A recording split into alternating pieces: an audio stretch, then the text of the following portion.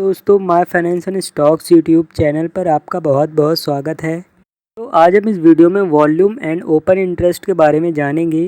तो volume and open interest बहुत ही important data point होता है।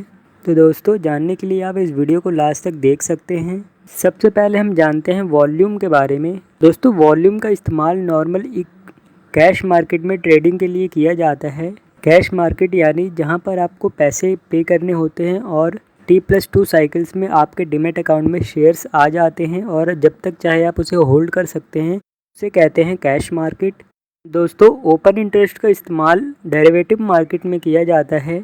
दोस्तों, volume total number of quantities जो कि एक पीरियड में ट्रेड होती हैं, उनको वॉल्यूम कहते हैं। दोस्तों, हम इसे एक सिंपल एग्जांपल से समझते हैं। सपोज एक बायर है मिस्टर ए एंड एक सेलर है मिस्टर बी। तो मिस्टर ए HDFC बैंक का एक शेयर बाय करने के लिए बाय ऑर्डर लगाते हैं and mister B HDFC bank का एक शेयर सेल करने के लिए सेल ऑर्डर लगाते हैं। तो दोस्तों, जब उनका प्राइस मैच होता है तो दोनों का ट्रांजैक्शन एग्जीक्यूट होता है।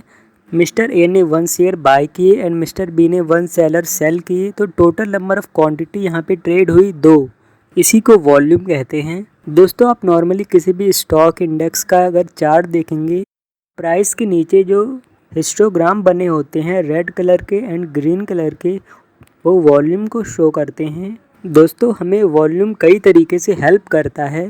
दोस्तों, जब भी हम किसी स्टॉक में अप ट्रेंड की सिचुएशन देखते हैं, price higher high and lower high बना रहा होता है, तो प्राइस के बढ़ने पे अगर वॉल्यूम भी बढ़ता है तो ये एक बुलिश सिग्नल होता है और ये हमें कंफर्म करता है कि ये स्ट्रॉन्ग अप ट्रेंड है। दोस्तों, सेकंड सिचुएशन में जब price lower high and lower लो बना रहा होता है, उसी समय जब प्राइस नीचे गिरता है तो अगर वॉल्यूम इंक्रीज़ होता है तो ये एक बियरिश सिग्नल होता है और हमें ये बताता है कि प्राइस में स्ट्रॉन्ग डाउन ट्रेंड है।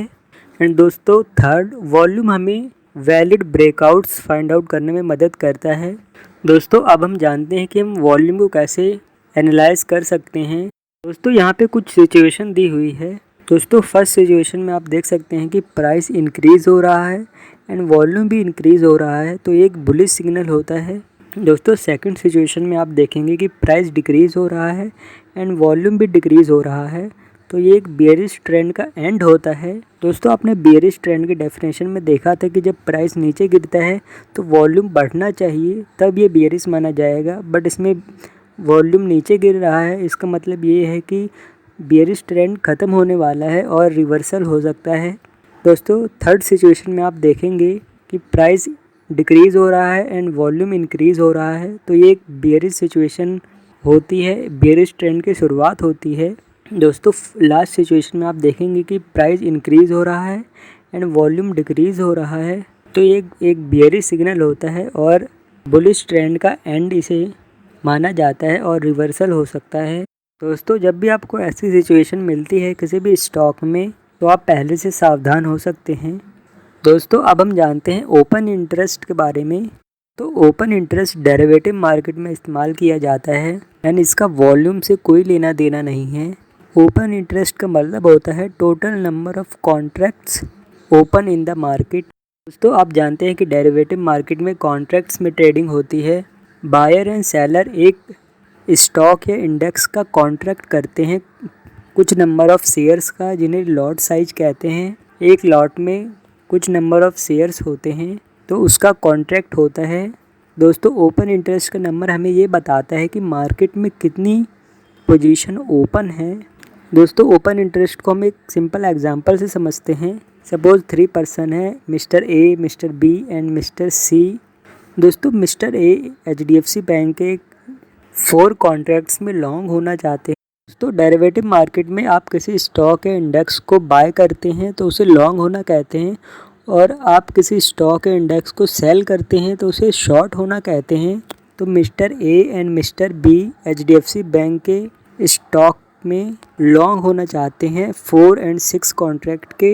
एंड दोस्तों, मिस्टर सी हैं, वो 10 कॉन्ट्रैक्ट्स को शॉर्ट करना चाहते हैं, तो उस पर्टिकुलर डे के लिए ओपन इंटरेस्ट होगा 10 कॉन्ट्रैक्ट्स का। तो अब हम जानते हैं कि हम ओपन इंटरेस्ट को कैसे एनालाइज कर सकते हैं। दोस्तों, यहाँ पे कुछ सिचुएशन दी हुई है। दोस्तों, आप फर्स्ट सिचुएशन में देख सकते हैं कि प्राइस इंक्रीज़ हो रहा है एंड ओपन इंटरेस्ट भी इंक्रीज़ हो रहा है। दोस्तों इसे लॉन्ग बिल्डअप कहते हैं। इसमें जो बायर्स हैं वो लॉन्ग पोजीशन बढ़ा रहे हैं। दोस्तों सेकंड सिचुएशन में आप देखेंगे कि प्राइस डिक्रीज़ हो रहा है एंड ओपन इंटरेस्ट भी डिक्रीज़ हो रहा है। दोस्तों इसे लॉन्ग अनवाइंडिंग कहते हैं। इसका मतलब ये है कि जो बायर्स ने लॉन्ग पोजीशन बनाई थी अब उसे वो क्लोज़ कर रहे हैं। दोस्तों थर्ड सिचुएशन आप देख सकते हैं, प्राइस डिक्रीज़ हो रहा है एंड ओपन इंटरेस्ट इंक्रीज़ हो रहा है, तो एक बेयरिश सिग्नल होता है। इसे शॉर्ट बिल्डअप कहते हैं। इसमें जो भी सेलर्स हैं वो नई शॉर्ट पोजीशन बना रहे होते हैं। एंड दोस्तों फोर्थ सिचुएशन में प्राइस इंक्रीज़ होता है एंड ओपन इंटरेस्ट डिक्रीज़ होता है। इसे कहते हैं शॉर्ट कवरिंग। इसका मतलब ये है कि जो सेलर्स ने शॉर्ट पोजीशन बनाई थी अब वो उस पोजीशन को क्लोज़ कर रहे हैं, तो रिवर्सल आने का चांस होता है।